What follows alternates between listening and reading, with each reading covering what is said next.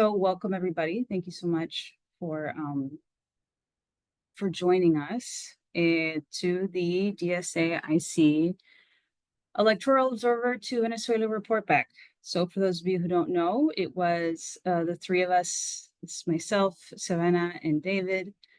And we all had the privilege and the honor of going to Venezuela to be official electoral observers. And so there's been obviously a lot of talk about what's going on in Venezuela right now. So we'll take the opportunity to show what we saw.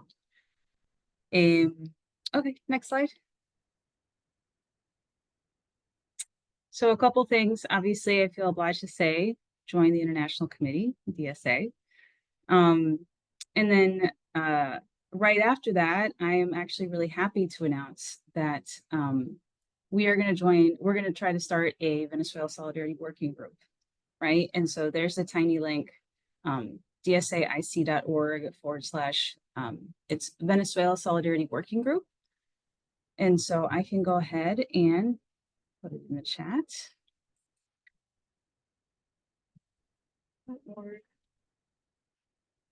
So those of you who are really interested to know more, or you feel like you know something about Venezuela, please go ahead and take the opportunity to sign up. You do have to be an IC member, but that's fine. We can fast track you. Another thing, so this is really important interpretation. So we have a guest from Unión Comunera, Carlos Vargas. And so for those of you who don't understand Spanish and want to hear what he's saying, we do have interpretation, live interpretation. So you just go down to the panel where it says interpretation, and you click on the English channel. There's just one interpreter, so it's just Spanish to English. So just keep that in mind. And so, yeah. So that's how interpretation is going to work. So let's just get right into it. That way we have plenty of time for speakers and also Q&A. Q&A will function. You just go ahead. We have a Q&A feature on the webinar. And so all you have to do is just type your question there.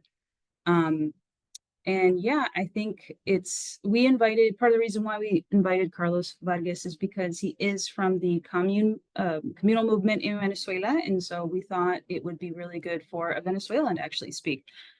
You know, it's important to hear from DSA members, right, and understand our experience as DSA members. But it's really important, particularly in this time where there's so much disinformation, to hear what somebody from the Venezuelan left is seeing and how they understand the situation in Venezuela.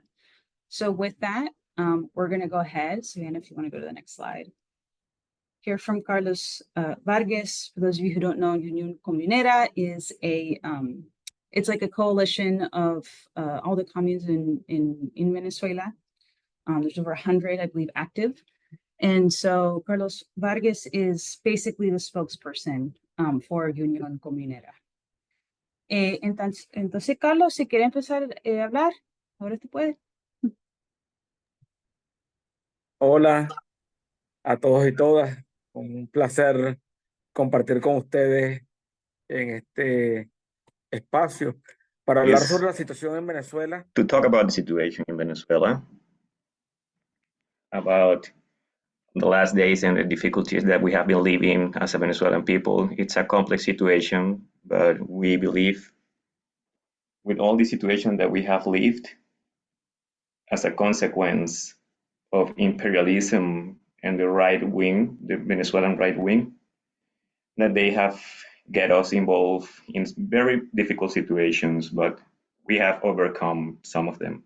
To understand really quick these days, the right wing in Venezuela have always, disqualified that in Venezuela have a people's power.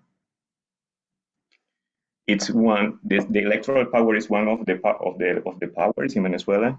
It's one of the many powers in Venezuela. And this right wing constantly has disqualified the CNE or the National Electoral Council in every election. in every election, the right wing, they ended up saying that it's a fraud. In all the times, once and again, they have been saying that there is a fraud, an electoral fraud, and also not recognizing the whole electoral system. And we know that it's a system with a lot of transparency. It's automatized. It's a system. It's really a system that you can trust. It has different system of security. It's really difficult that the results can be altered.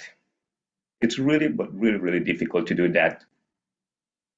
So the right wing, during the time when Chavez was alive, and also during the times of Maduro's administration, they have not been recognizing the democratic and popular process and the participation of the people's power in the big decisions during all this process of the building of the new Venezuelan state. This electoral system, it's a system that we can trust. It's trustable, one of the very best in the world, and it has a lot of security systems where every participant, every political party in Venezuela, we have different and several political parties, big, medium, and all of these parties have the option to have observers and witnesses in every polling station and in every result of every ballot. The witnesses of every party, I mean, all in the right wing, the left wing, they have the opportunity to have the ballot records there after the situation of the elections. And at the end of the election, in every polling station, we have an audit process. And then we can evaluate during that process all the votes that are in the ballot boxes. Every electronic vote requires to be printed, and it's deposited into a box.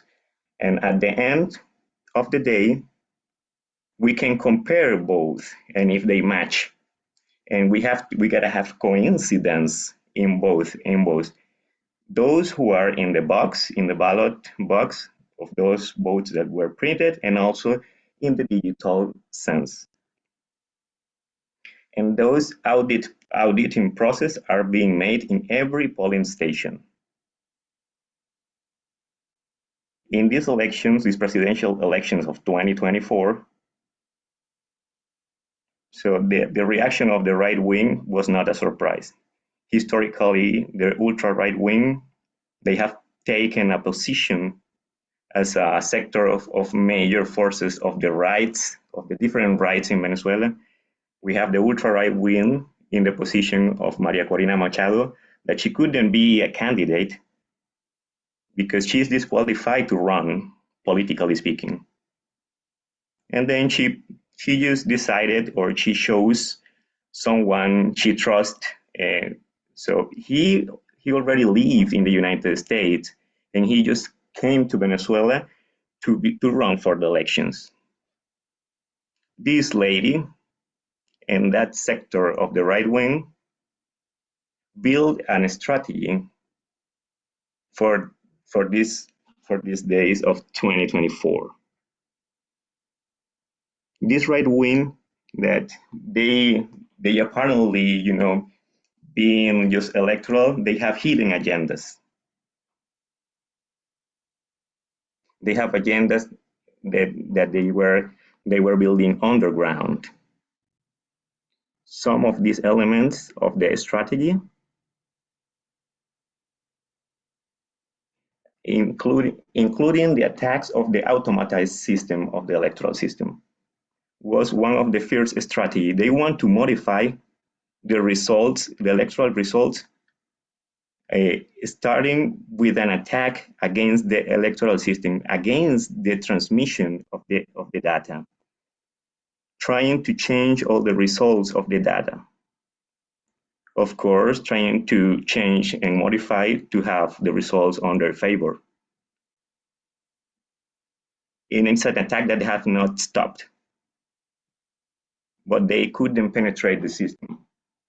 It causes several damages. The National Electoral Council have not been able to publish all the records in every polling station because we are used to that, and we have not been able to do it because the damage was too much.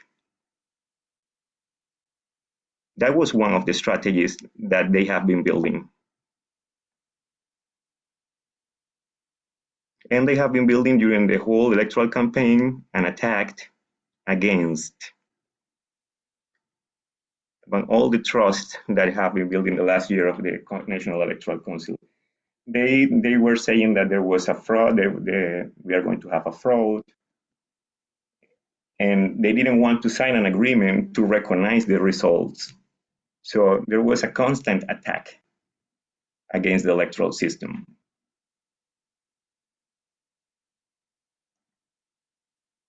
And we were able to stop it the very day of the election with all the system of security that we have.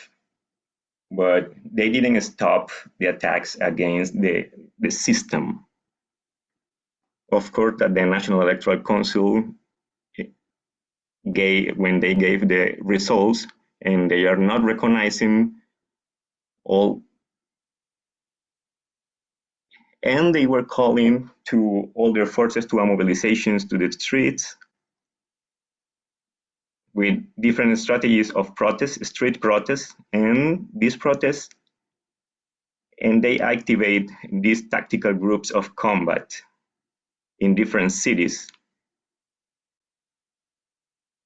They burned some facilities of the Socialist United Party of Venezuela. They prepared siege against militants of the revolution, against comrades against comrades of the party in different municipalities, and they burned the houses of the Socialist United Party. And we have a case of seven comrades that they were catch and they were beat up really, really bad. One of them is really in a bad situation of health, and it's in an intensive care unit in this moment, debating between life and death. Also, they were beating people, elder people, and they were showing the people when they were beating them in the streets as a trophy of the ultra right wing against our process. They burned major offices, they burned different public institutions, they blockade streets and avenues, different selective assassinations. This morning, they killed a comrade of a community leader in the Bolivar state some days ago. There is a plan of selective assassination of the grassroots leaders, with men and women that they were directing the units of electoral battle, different community councils and communes.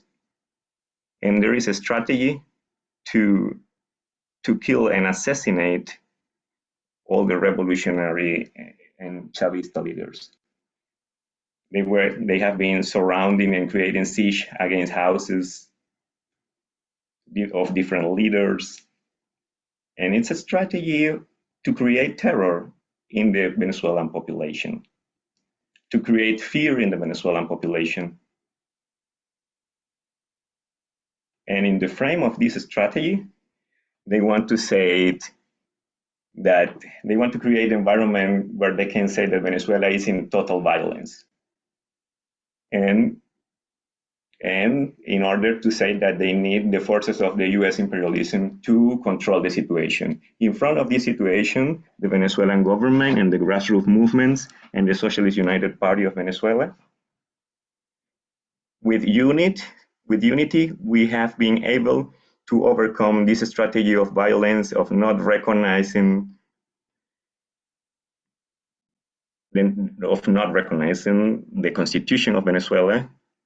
And today, and we are defeating them. We have defeated this attempt of coup d'etat. We have defeated this attempt, this strategy to seize the power using violence and not respecting the agreements of the constitutional frame in Venezuela.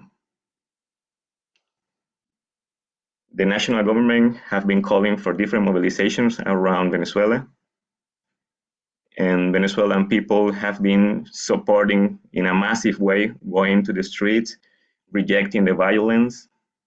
And today, many of these young people that they were paid by the ultra-right forces, they were paying $150 per day to these young people to create violence. Many of those young people are arrested right now, and they have been confessing how they were hired and which people they were trying to catch and who were the intellectual creators of all this strategy of violence. And today, that plan has been totally shown, and thanks to the response of the Venezuelan state. And I think we have been overcoming all this scenario that the ultra-right wing have been trying to create. Right now, we are trying to go into a normal situation. Right now, the public transportation is working. The commerce is working also. People are going in a normal way to the streets, to their daily life. And these sectors of the ultra-right wing are just little groups. And today they have not possibility to do what they wanted to do at the beginning. We want to tell you from Venezuela that the Bolivarian process is going to be strengthened.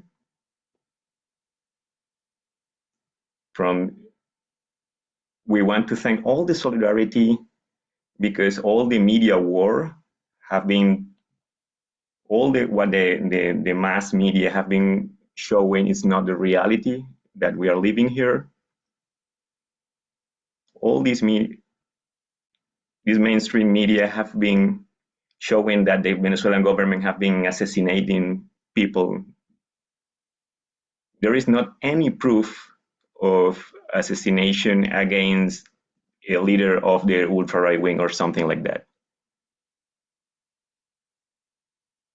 It's just a false positive to create or what we think it's this international plan. There is not something like prosecution against some of these actors. It's the opposite way. They are trying to really create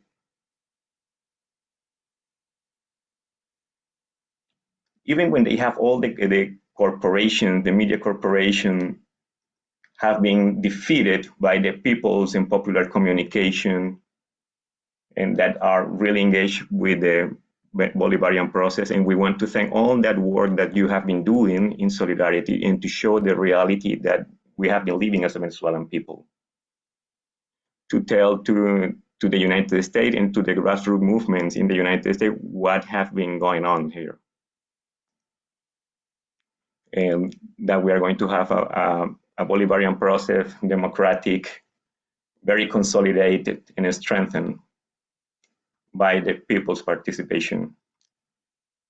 And we want to thank you, and we are here to answer a lot of the questions. And we were sharing with a lot of the people that they came here, with different observers that they came and they share with us, and they could feel the reality when they were here, when they were living with the Venezuelan people, the streets, the participation of people, and the electoral participation.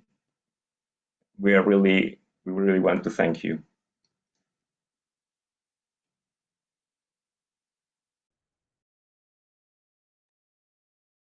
Gracias, Carlos. Next, we are going to have Savannah speak, but maybe I can say to Carlos, si quieres, tú puedes ir a donde dice interpretation, y si tú te vas al canal que dice inglés, es posible después que Antonio pueda hacer traducción y tú puedes entender qué está diciendo nosotros. ¿Ok? So vamos a probar de hacer eso. Okay, so Savannah, you're up next. Thanks, Luisa.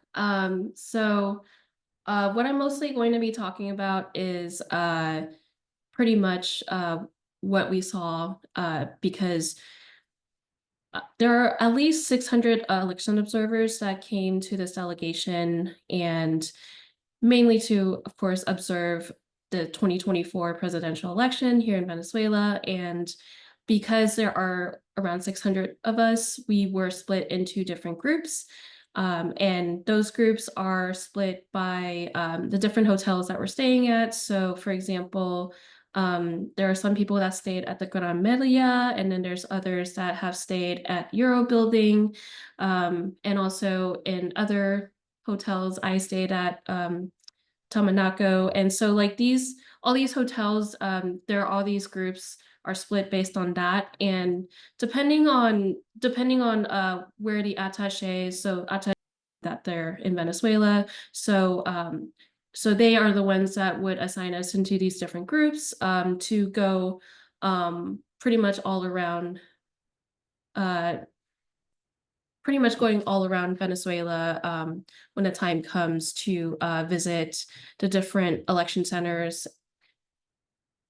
I'm sorry, can everyone hear me?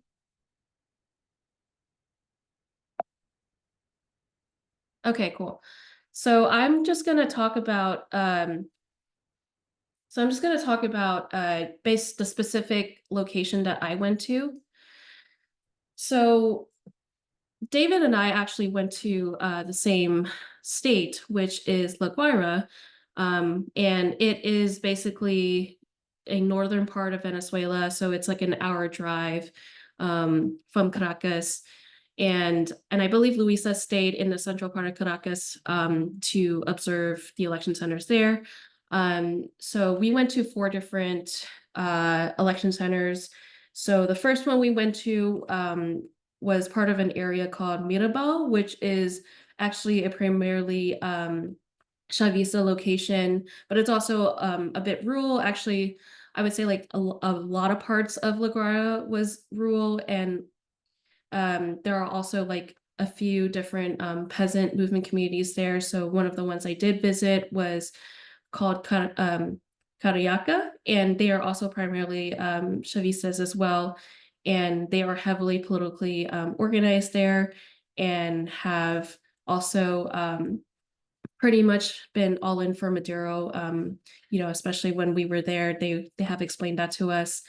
But in Mirabal, they have the election center pretty much in one of the I don't know exactly if it's a community center or one of those, but it is the bottom left of the slide. It's that bottom left photo. So that's where the Mirabal election center is at.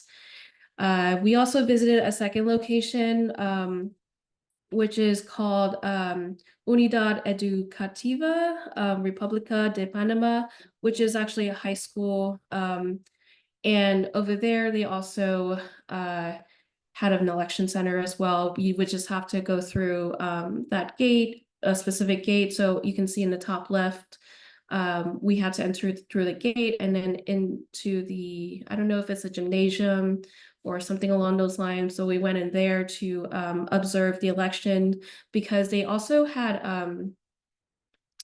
a they also had different voting rooms in there as well, so that there are people that can be able to vote, and it usually takes a few minutes for them to vote, which I will talk in a little bit about what that process looks like.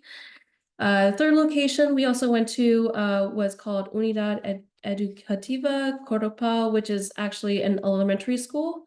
And my recollection of that location is that it is majority opposition. We also visited another location called Colegio Guayca Macuto, which is also an elementary school. So pretty much 3 of those locations are, public schools. And it is very common for the election centers to be held at these schools, just because there are tens of thousands of election centers across the 23 states in Venezuela. So I'm just gonna go to the next slide. And so these are just more photos of the different areas that we went to. As you can see in the top left, that is in the Mirabal area. And then I believe in the top right, and then also the bottom left was actually at República de Panama. And I believe the last photo was at the Corpal school. So as you can see here, there are a lot of people actually have been politically or actually really lining up to vote. There have been at least maybe crowded lines for these 4 locations, mainly because despite what the media is saying about like low voter turnout, etc., it's actually the opposite from what I've seen. A lot of people have been lining up to vote. Every single person that I've talked to, especially, have said that the election process is pretty good, it's fast, and that they're really excited to see the results, and also like will respect the results. And that also included one of the voters that I talked to, which was apparently part of the opposition. And even despite all of that, she did specifically say that the election process was fair and good. And I actually talked to her after she voted anyway. So it just goes to show that, there's this whole idea behind election fraud. It's just really hard to see any evidence of that when there's like a very elaborate election process. And I actually have a video, I'm not sure if it's able to play, of how the voting process is step by step. So let me play it. I don't think I need the audio for this one because I'm just going to explain how each part works. Sorry, let me mute this. So as you can see, a person will have to go through biometric identification here, and the whole reason behind that is to make sure that they're at their assigned polling stations and that they can't vote twice. And so you can see that here. And then after that, they are voting on a touch screen, and they actually get a paper tally. And then that paper tally goes into that ballot box. And then after they put that in, they will then have to sign an electoral record. And that is pretty much the fail-safe that goes against ballot stuffing. So that is pretty much the process. And as you can see, it's a very quick process here. So yeah, that's really all I can say about what I saw in these 4 locations that we went to. Okay. And also I'll add that Savannah's sick. So thank you, Savannah, for hanging in there and doing this report back for us. So yeah, if you want to go to the next slide.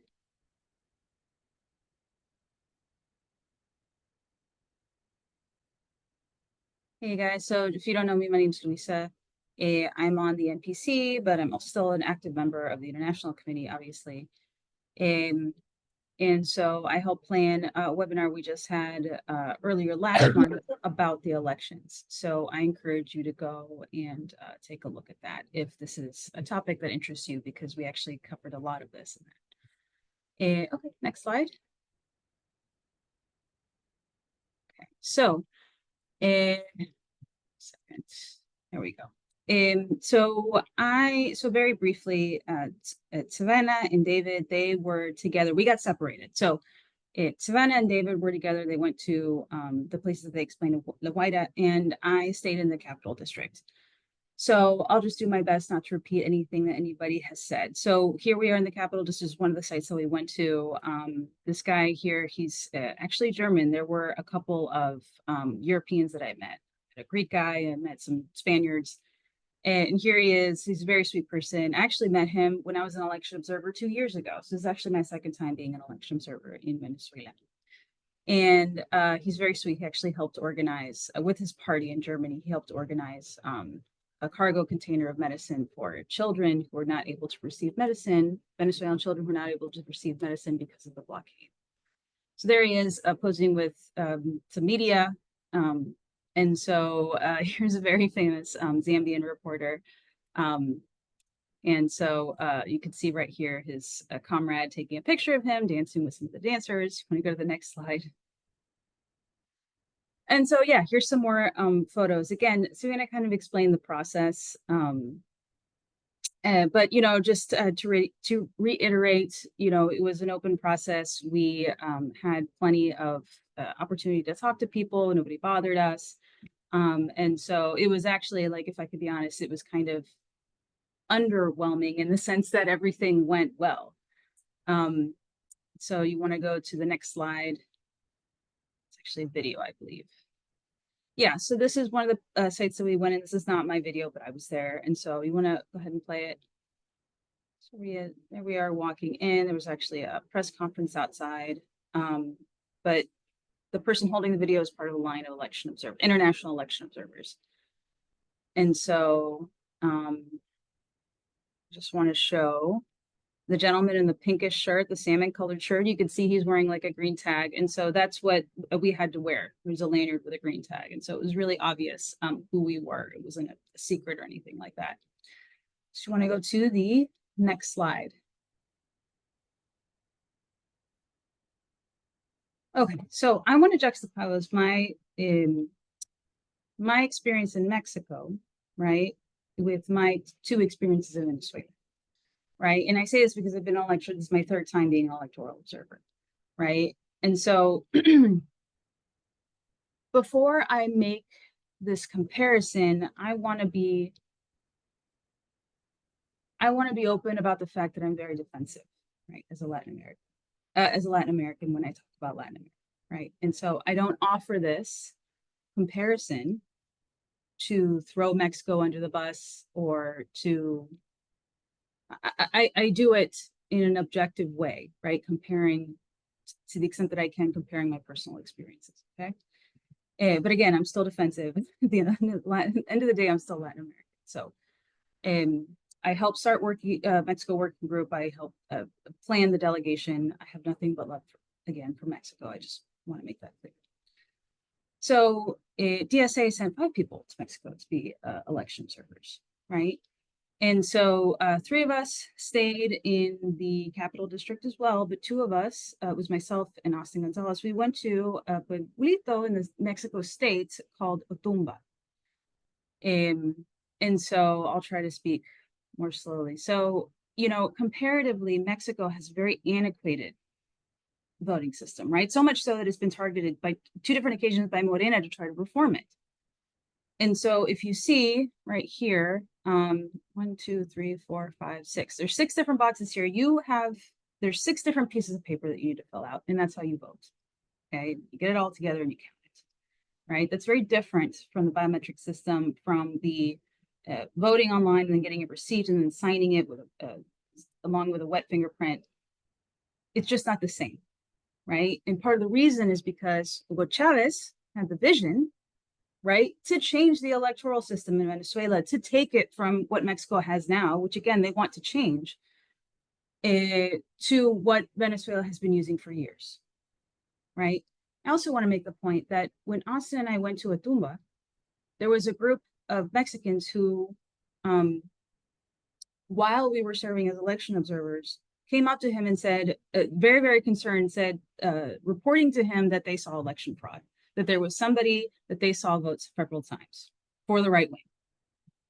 And so that was the one time that we sent a delegation to Mexico. It was the first time that I had been an election observer in Mexico. Compared to the 2 times that I've been to Venezuela, nobody has said anything to me. I haven't seen anything. Again, it's kind of underwhelming. And so I think it's important to make that point, right? That I'm disappointed in Mexico's reticence or reluctance to recognize Maduro winning the elections when it's not really the country to be able to do that with a whole lot of legitimacy. We want to go to the next slide. This is another point that I want to make. When it was evident, it was pretty obvious that Sheinbaum was going to win, right? This is a report from Reuters. You can see it says June 3rd, 2024 at 12:40. This is Pacific time, and Mexico time's just an hour off. And so you could see it says, she accepted it. It was a little bit after midnight. Same thing with Maduro. She accepted that she won the presidency. And so you could see it says Sheinbaum, climate scientist, blah, blah, blah, won the presidency with between 58.3 and 60.7% of the vote, according to a rapid sample count by Mexico's electoral authority. Right? Opposition candidate Xochitl got between 26.6 and 28.6% of the votes. Right? So this idea that you're going to have 100% of everything counted and done in order to announce a president is that's just not the way that things work, right? In Mexico, Venezuela, in any place, right? So that was a point also worth making, is that Sheinbaum wasn't announced as a president with 100% of the votes counted. It was enough votes were counted to where the outcome could not be changed, right? So next slide. Some additional context. So I had the opportunity of talking with Joao Pedro Stedele. He's the leader of MST. He was just in the lobby of the hotel, as if he was a normal person. So I was like, okay, let me go ahead and talk to him. And so one of the things I wanted to ask was just his opinion on Lula's comments, right? For those of you who's not aware, he made some comments about Maduro. And so I just wanted to get his perspective on it. And the first thing that he said to me, he said 2 things.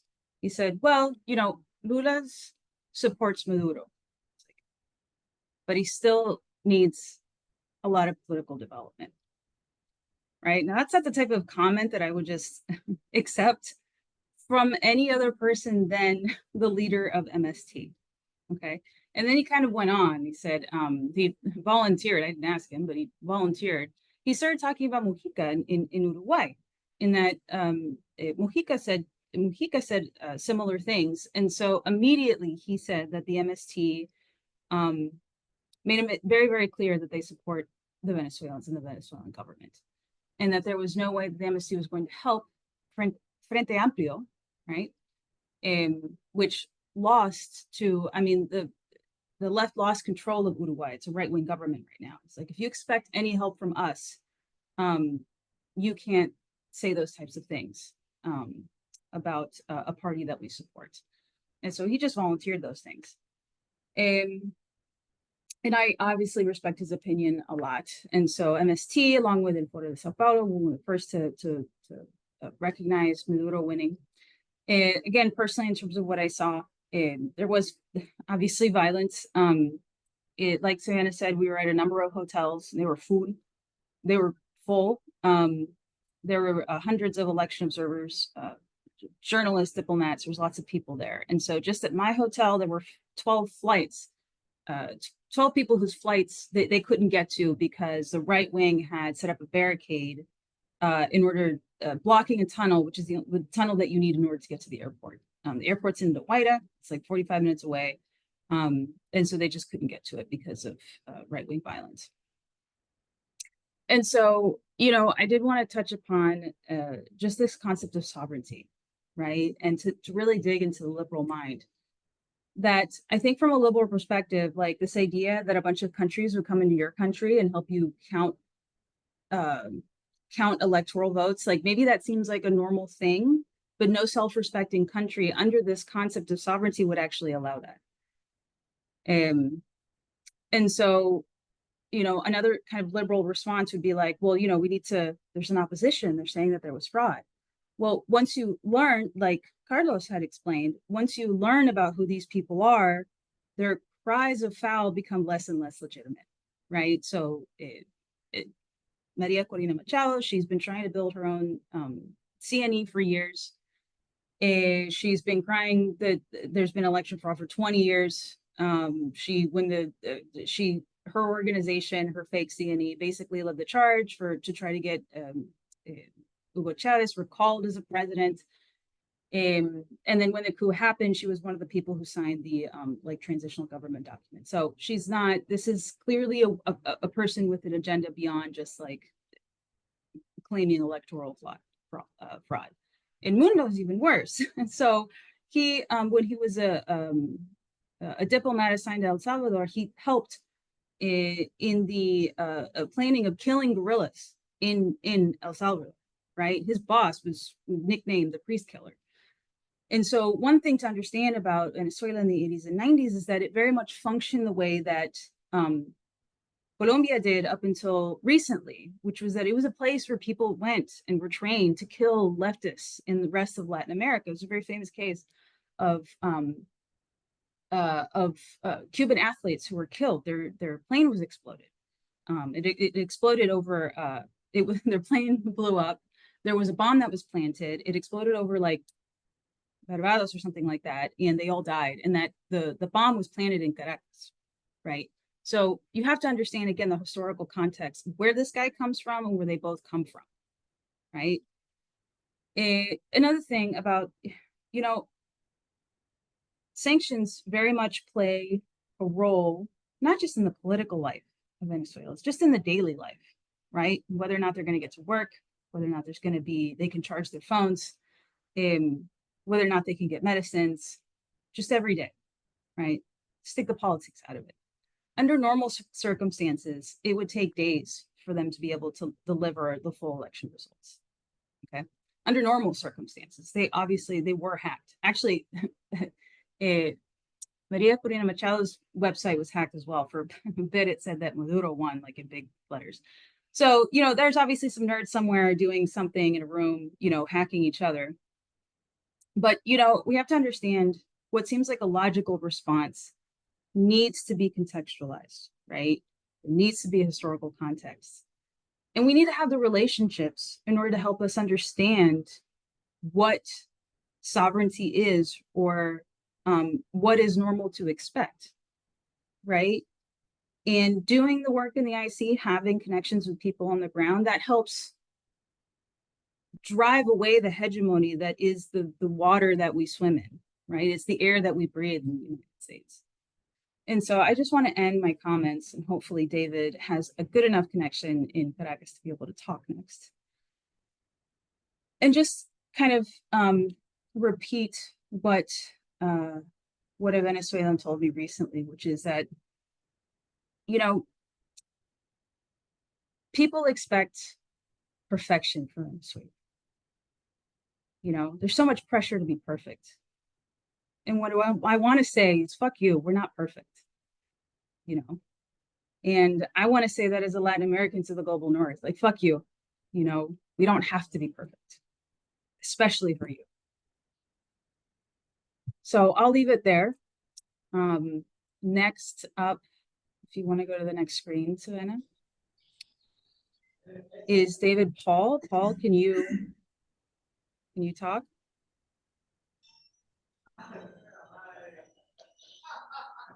I'm here. Can you hear me? I don't know if you can see me. Can't see you, but we can hear you. The video's not on? Okay. No. Okay, well, I'll start. I'm sorry if there's extraneous noises. I'm sitting in a stairwell of my hotel because it's the only place I can get a decent connection, and I hope it doesn't cut me out like it was in my room. I didn't hear most of what was said before because of the poor connection, but I would confer that my experience going to 4 polling stations and talking with many people, even just random people in the street, that people feel the election process is transparent, it's fair, and they trust it. And but as Luisa alluded to, this it's not all just about voting. We have to see this whole process in the context of a many-year campaign to destabilize the process in government in this country with economic and a media war before and after the election. It still continues. And what happened right after the election was soon after, as she said, there's sometimes delays in getting results, but after 80% of the results were in, it showed a trend, a clear trend, that Maduro had won. They did this a few days later as well, with the same result. This is the National Electoral Council, and which is made up of 5 members, 2 of which are the opposition. And as far as I know, those 2 opposition members in the National Electoral Council did not concur with the opposition, very right-wing opposition parties, that there was a fraud. And as Carlos mentioned, and Luis as well, this whole thing of it's a fraud, which has been stated months before the elections, was emphasized even more when there was this delay. There was a cyber attack by a number of investigators that proved this. There was a cyber attack on the Electoral Council's computers when they were trying to formulate the count. And it didn't change the votes, but it delayed the transmission from the voting centers to the main counting center. And just the fact that it was delayed, which I think was orchestrated, they used that as one of the initial reasons for the fraud. They also, as you may be seen from the media, before the election, they said there was a massive win by the opposition by their polls, and afterwards said it was massive. And it's a technique they use. If it's massive, it must be right. And the government, the National Assembly president did a very detailed report and video showing all the discrepancies in the opposition's results. They showed oppositions put up a web page with results and showing sample ballots and other things to show that they massively won. And he really tore it apart in many ways, showing that many didn't have signatures. There were no signatures of witnesses for the different parties that observed this voting process. There was no mention or signatures of the people operating the voting machines, which is standard in their process. There were people who were dead on the list. So it ended up being, which is still in play, where the opposition had been pressuring Maduro to come up with, show us all the tallies of all the stations, which they were in the process of doing. And so he kind of called their bluff and said, okay, well, I'll go to the Supreme Court, and the Supreme Court, the electoral part of the Supreme Court, asked all the candidates to come to bring their tallies of all their votes, all the opposition candidates, including Maduro, to them, and they're going to compare them with the Electoral Council's votes. And that's supposedly a process that's going to take 3 days. So there will be this final count and decision by the Supreme Court. And we hope and trust that will be the same as the National Electoral Council, which with this kind of electoral system is very fair and transparent. And the other element of this destabilization in the context this all happened is is their technique of violence. And Luisa mentioned some of this about the roadblocks, which stopped the the fights.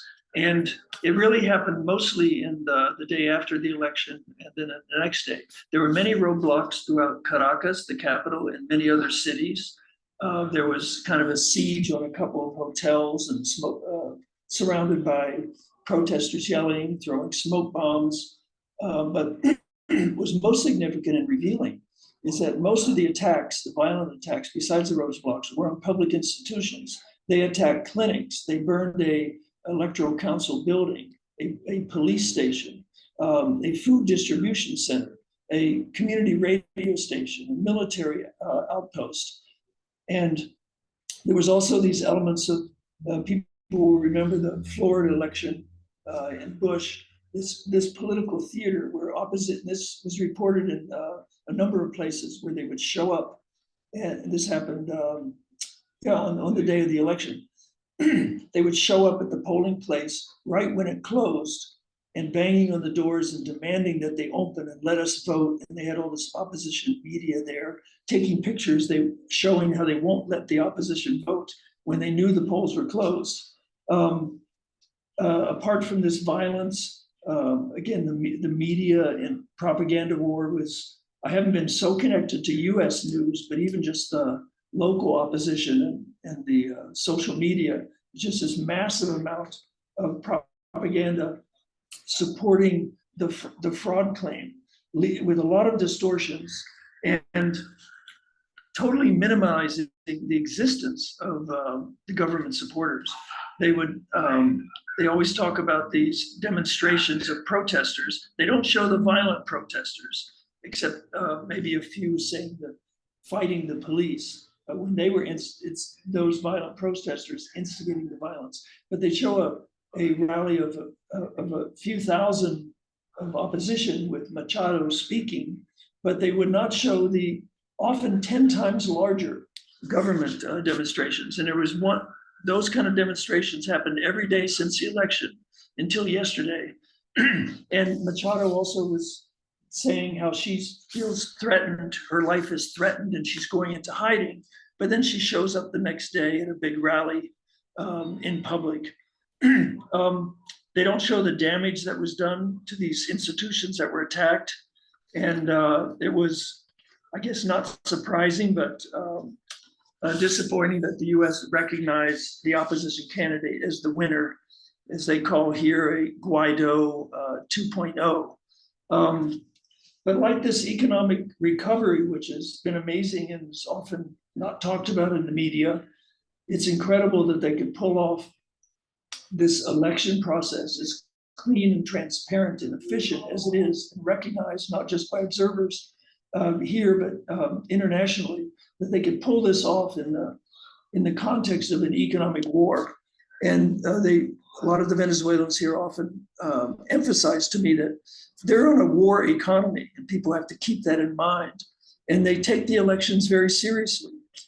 And they see the elections as a real expression of their defending their national sovereignty, reflecting a sense of dignity and national pride that's really been revived when Chavez came to power with a political revolution, not a violent one.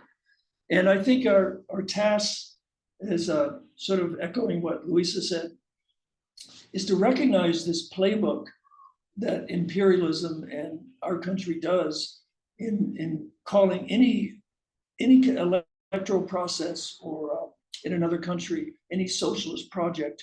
We call their elections fraud, we demonize their leaders, and with lots of lies and omissions, and do destabilize their process. And there's a long list of those lies leading to coups, invasions, and wars that people should not forget. And I think the other task is we really have to counter this narrative of our government and the opposition, and direct people to sources of information that are more accurate and more honest. And it's not, I think it's important to emphasize again that we should not focus on the purity of their socialist project and comparing it to some socialist utopia. But we have to realize the survival of this Bolivarian process is crucial to our joint struggle for justice and against imperialism. And it's not hyperbole to say that. And most of Latin American progressive forces and social movements realize that as well. That's why Caracas has been such a hub for those forces to come together, to strategize, share information and inspiration. And I'm hoping that this group within DSA can be a place to share those kind of resources and information and have those dialogue, and looking forward to be part of it. So. Okay, thank you, David. Let's see. So, Carlos, ¿puede oír?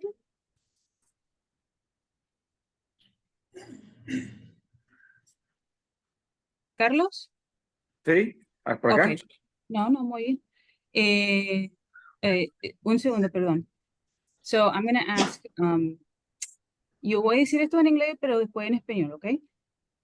So we have a question from Bert K, and it says, there was an article in The Guardian today saying that the streets, the favelas, more like a Brazilian term, have turned against Maduro. It's anecdotal. I don't buy it, and I get Carlos's comment about young people being paid to protest. Can you comment? So, Carlos, hay una pregunta que dice de Bert, de un camarada que se llama Bert K. Vi algo en un periódico que se llama El Guardian, diciendo que los varios no apoya en Maduro nomás. Eso yo no creo, pero al mismo tiempo que tú te dices que hay muchos jóvenes que alguien está pagando para hacer protesta. Entonces puedes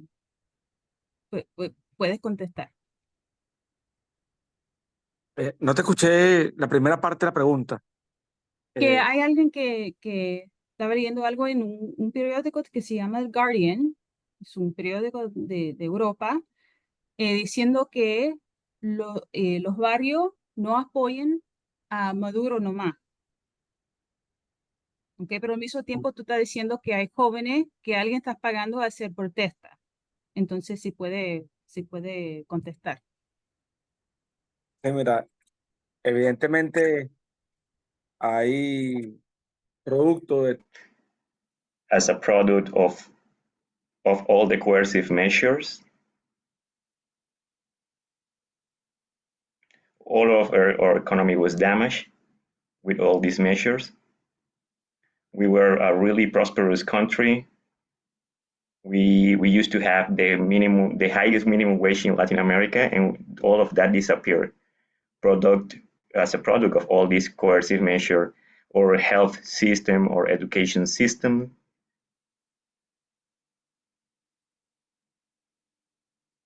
All the highest level of life that we used to have, and as a product of all the economic crisis.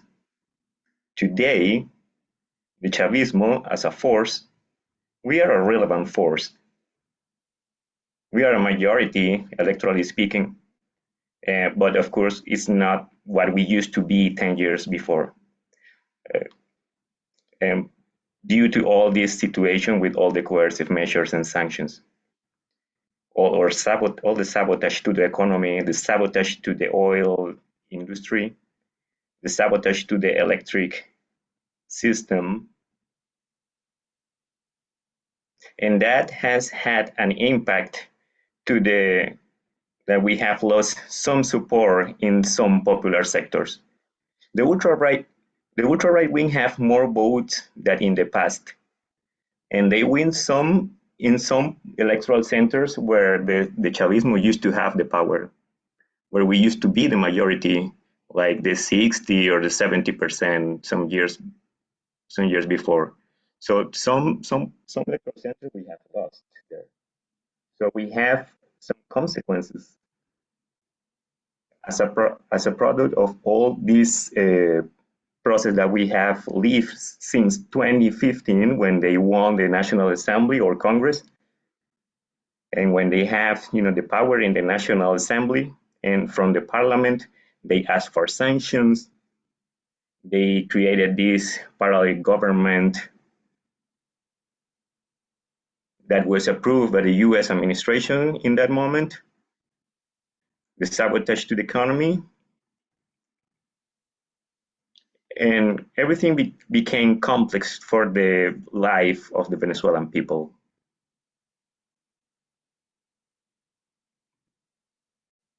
We had a difficult situation with the distribution of food and some products of hygiene or domestic gas, the drinking water, to have access to the health system or the education system. We have a lot of difficulties. A lot of those problems have been overcome also as a product of all the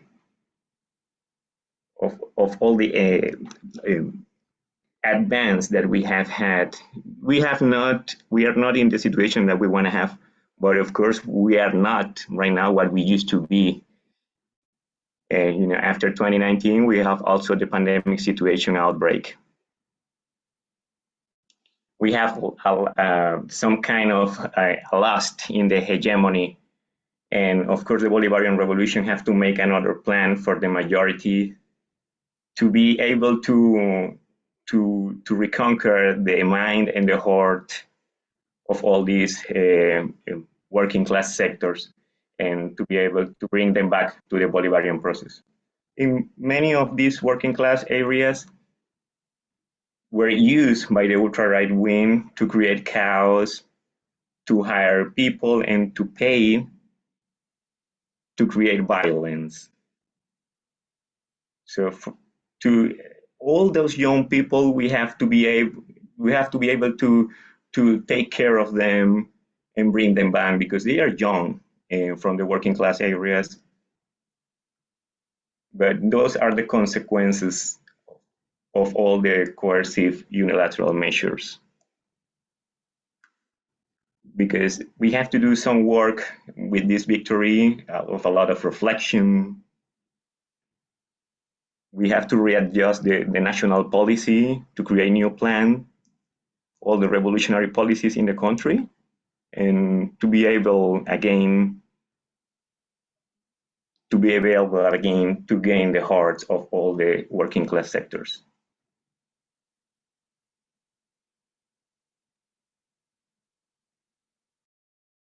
Yeah, Carlos. Somebody asked, somebody made comments about what's going on with Mexico, Colombia, and Brazil. So again, I think we kind of addressed some of those, but one thing that I will say is that principally, right, the response was about letting foreign governments come in and count votes in Venezuela. And that my response to that is that violates the concept of sovereignty, right? That is not a sovereign nation when it's relying on other countries to verify what are domestic issues, right? I personally know I'm not an expert in this at all, right? I do consider myself an internationalist, particularly when it comes to Venezuela. I know of no other instances in which a nation has allowed another nation to come in and count or audit their votes. No self-respecting country would do this. In fact, WHO international law depends on this idea that a state is going to handle its own domestic affairs without interference from anybody else. UN Charter, Article 2.7 says that actually. So that was that was principally what they wanted to do, right? And what they were suggesting. Savannah, is there something, or Paul, do you see any questions that you would like to address?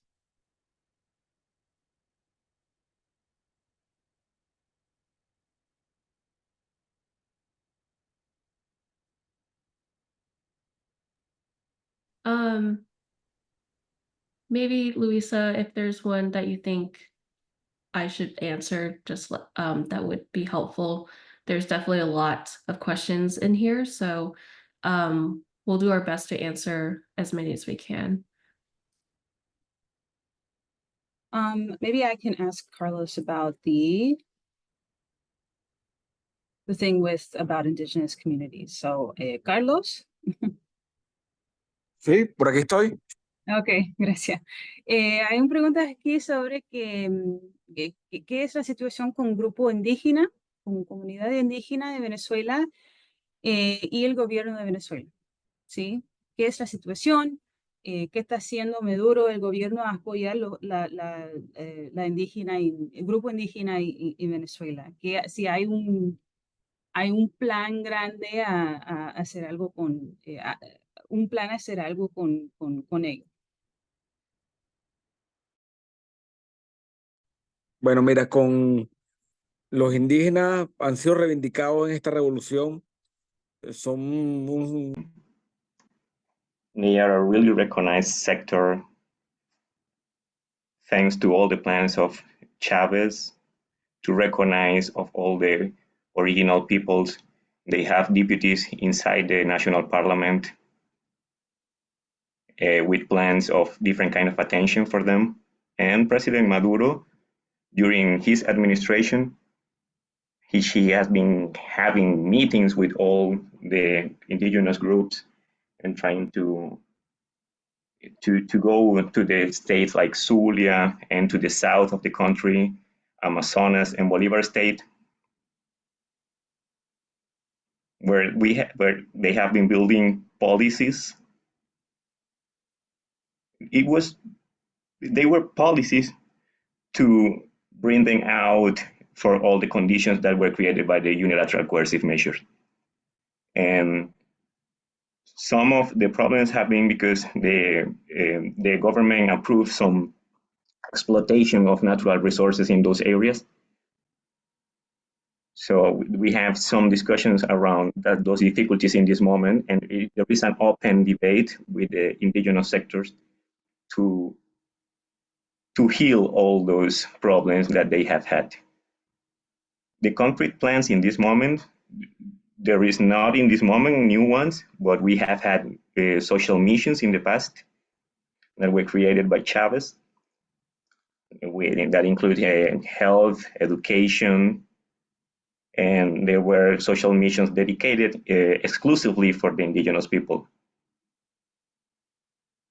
So, but in this moment, there is not like one of those that we used to have. But they have a lot of representation in the national parliament, but then their languages are recognized. Their system of values are recognized also. So constantly there is a dialogue with all the indigenous sectors in our country. And the government have always recognized as a fundamental part of the resistance process.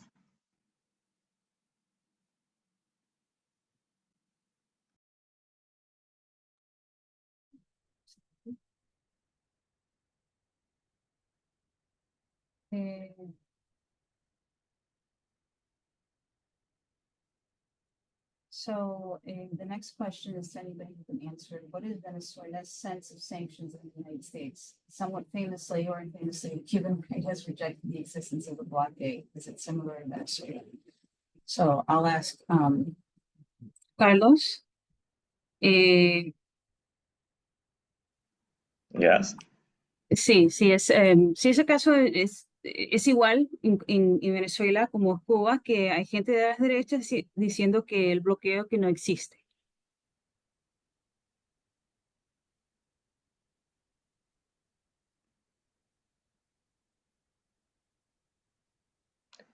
Well, they have recognized in all the spaces the blockade.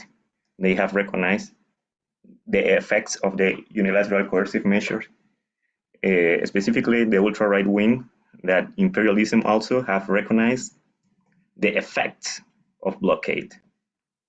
And they even say they have to make suffer the Venezuelan people with all the measures, and those measures are fundamental to create chaos, to create suffering in the Venezuelan population, and in that way to be able to change the government, a regime change, to create a regime change.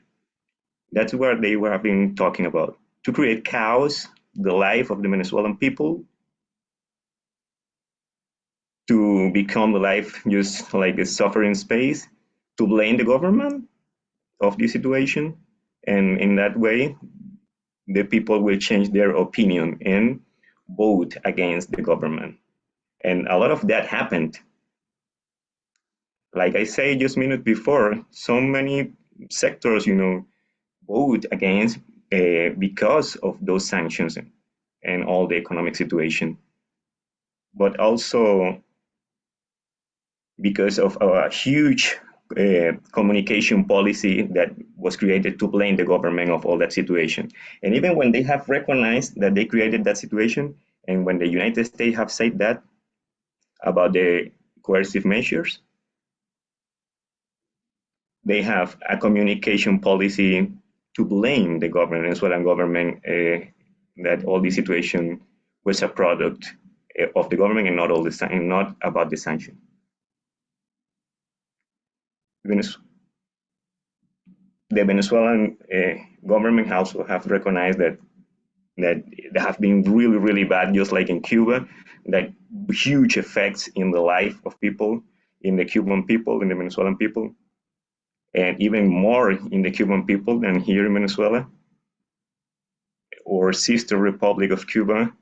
I was there and I could leave those consequences of the blockade against Cuba.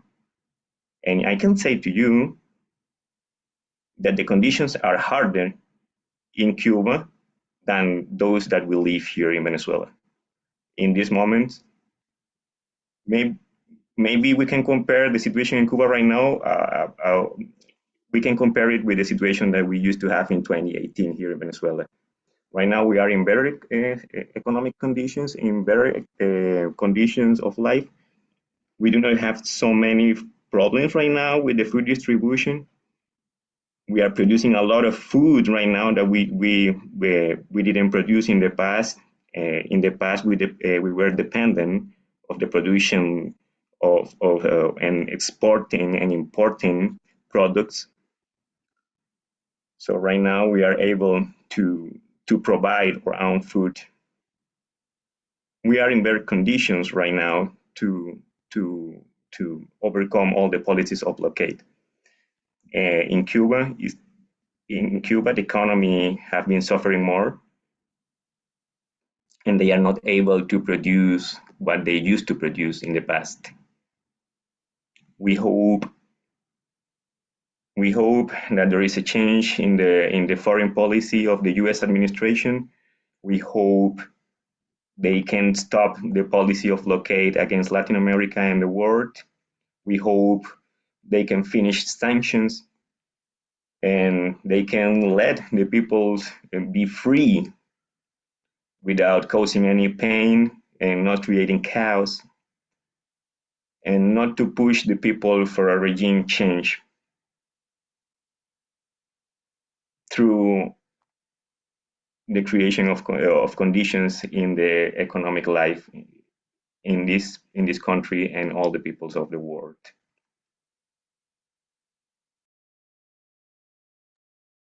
Thank you so much, Carlos, and so much also to Antonio for translating. That's not an easy job.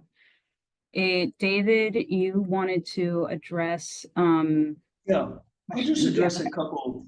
Yeah, just there were a lot of great questions, and it brings up further discussion. Hopefully, we can in the near future have more webinars about Venezuela. The thing about the opposition candidates that were prohibited from running, if those same candidates did what they did in Venezuela, they'd be in prison in the United States. One of them calling for a foreign invasion, more sanctions, and more stealing of Venezuelan assets from the public funds, promoting violence in the streets openly. pretending to be a representative of another government at an international conference. I'm talking about Machado and some of the other people who were eliminated from candidacy, also outward promoters of violent overthrow of the government. Those people would be in prison in the US. So that's the main reason those people were not candidates. In terms of, there's one question, yes, people have to present a voter ID. Everyone has an ID card so they can access public services and other things. And they have to all present the voter ID when they're voting. And that's just two things I wanted to respond to.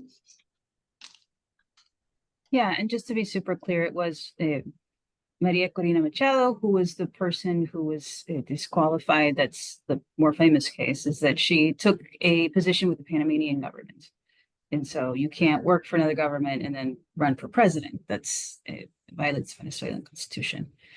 And like David said, she took the opportunity to attack Venezuela. She got, through her Panamanian position, she got to the OAS, which, to a meeting of the OAS, which Venezuela and Cuba have not been a part of for years, and took it as an opportunity to attack the Venezuelan government. So just to make that super clear, if it wasn't made clear before. Okay,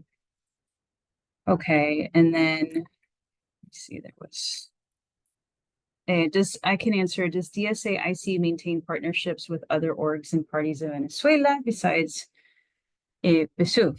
The answer is yes. How do you think that we got Carlos Vargas to speak? He's the national spokesperson for Unión Comunera. Actually, David was hanging out with him, I think yesterday or something like that, earlier today. They were in a meeting. And so in addition to excuse me, PSUV, we have connections with Somos Venezuela, which is part of the coalitional government. So people focus on PSUV a lot, but it's actually one of over a dozen parties that is a socialist coalition that's in power, right? Again, it's just like focusing on Maduro. It's very, very racist and stereotypical to focus on one person. It's not the case. And yeah, we had, in addition to Unión Comunera, we also have connections with, we did a webinar. Actually, Tita, who's in the photo right there, we did a webinar with her, with a tenants' rights organization. And so there we had was a deputy of the National Assembly, I believe, come and speak.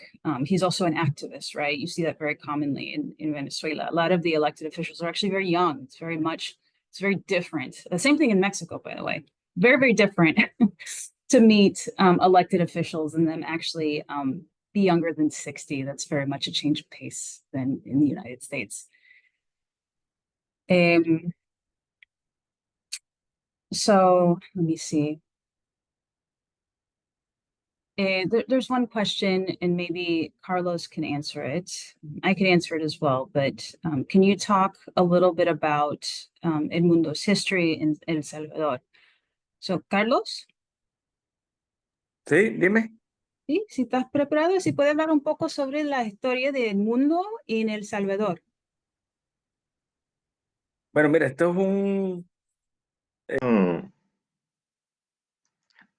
A character, really great character in the Venezuelan political world.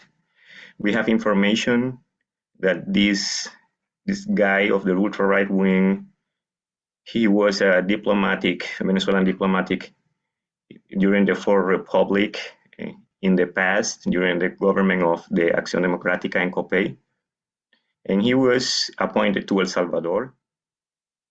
And he was involved in the assassination of religious persons, some militants of the theology of liberation, some Catholic priests of the theology that support the resistance of the Salvadorian people. And this guy was involved in all this violence, and also to show all the information about these persons, and it's directly involved with all the assassinations of all these religious representatives that were sharing the struggle of the Salvadorian people. His characteristic, his personality as an ultra right wing, and all the people that are with him, and it shows us a lot what a person like that can do if he can get the power of the government. And he has been living several years abroad, and so he doesn't know anything about the daily life of Venezuelan people.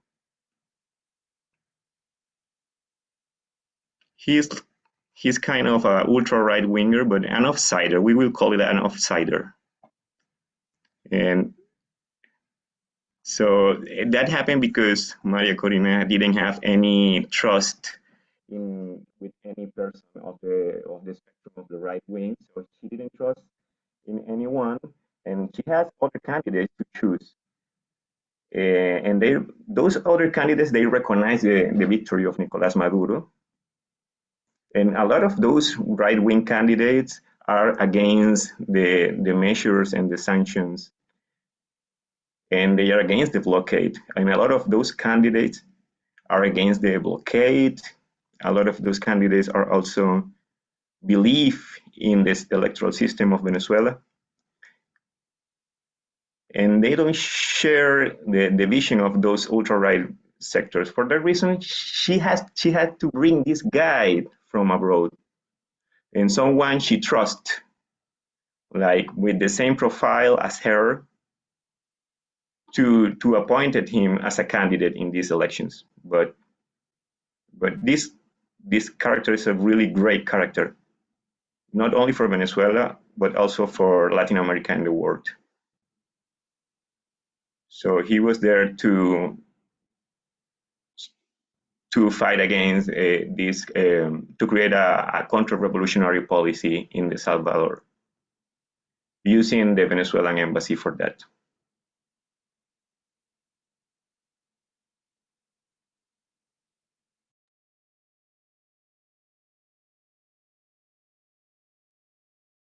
Awesome. Let me ask, perdón, gracias, Carlos. Savannah and David, is there anything that you would like to address, any of the questions that you'd like to address in the Q&A?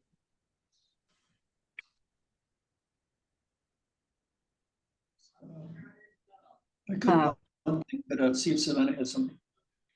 Okay. Well, one question is, what can DSA do to challenge Guaido 2.0? I could take the opportunity to plug the Venezuela Working Group. Please join. It's a new group, despite the years that we've engaged with groups, different groups in Venezuela. It's time to form a working group that organizes exclusively around this. And the fact that they're trying Guaido 2.0 really shows how much this is needed. So please join the IC, please join the Venezuela Working Group. And I'll try to put the link in the chat. So David, is there anything that you would like to address? Yeah, just real quick. I think some of the questions are really thoughtful and important to elaborate on. And we don't have time to do this here, and I don't have the specific resources. But the whole thing about the Carter Center, we often use the quote that it's the best election system in the world that Carter in the Carter Center over a decade ago said. That Carter Center has it's not necessarily the voice of Carter anymore, and it has some many huge financial and neoliberal funders, and there's actually some recent information that we can share with people who signed up here and on our site as well, exploring who the Carter Center is. It's not the go-to word on an honest broker in assessing the elections. I think the question of the friends, it's hard to reach people when the friends of Venezuela are Iran and Russia, and there may be social and internal policies that those countries have that we wouldn't want to accept. So, but Venezuela's in survival mode, and we can't lose the fact of just the enormous pressure and threat that US imperialism is on countries who are, like another person said, Venezuela is not a socialist state, but it's a socialist government with trying to promote socialist policies in the midst of a still largely capitalist economy that it inherited, trying to survive in the world, and they reach out to countries that can help them survive. Because again, their survival is important for the progressive movements globally. So I think we can provide more details about the Carter Center stuff, and that's all. I wanted to respond to those. Hey, you know what? Last, I actually I think it'd be a good idea to throw it to Carlos if he has any last thoughts that he'd like to share with us. And Carlos? Dime. Okay, sí, doy la oportunidad si tiene reflexiones finales para compartir con nosotros. Sí, bueno, expresarle nuestro I want to thank from Unión Comunera. This is the Venezuelan people fighting every day to create a different society, an alternate society to the capitalist model, and to thank all of you for all this enormous work in the middle of the imperialism. Very significant, this space. We have to multiply this with other organizations of the United States to command all the truth about what's going on in Venezuela. Too many things are being said about Venezuela as a product of the campaign communication, to say that this is a failed state, to say that these people are dying because we are starving due to the mismanagement of the government, because we are really involved in an environment of violence. All these reality that we are not living is not what's going on in our daily life. We are living a normal life, and we are going to have a normal life, 100% of normal life in the next days. We are having a good pace for that. So it's really important for us what you can multiply there in the United States to give information about what's going on and about what is the situation, what is the real situation here against the narrative of the ultra right wing. And because they are co-opted by the US imperialism, and they are threatening the life of not only of the Venezuelan people, of all the peoples in a struggle. We just want to thank your work. We are here just waiting for you to strengthen the ties between the Unión Comunera and an organization like your organization that is so important in the United States to create socialism. I really want to thank the Democratic Socialists of America, and we want to keep on sharing.